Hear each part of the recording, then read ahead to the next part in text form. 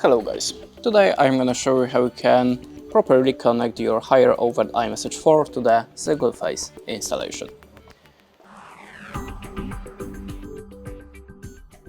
So there we have three wires: the ground wire, the phase wire and the neutral wire.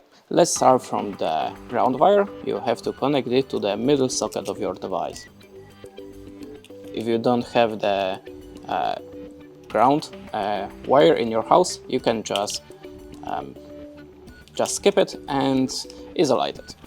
Then let's start from the neutral one, the blue one, going to the right side of your socket.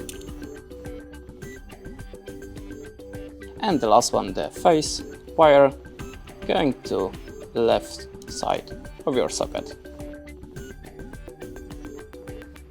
Okay, as you can see, this is how looks the plug. In this way you should connect the wires. Now just push the wires inside the plug.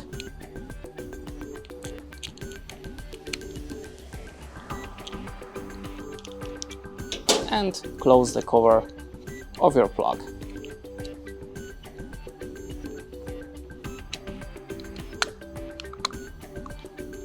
Okay, and let's connect it to check how it works.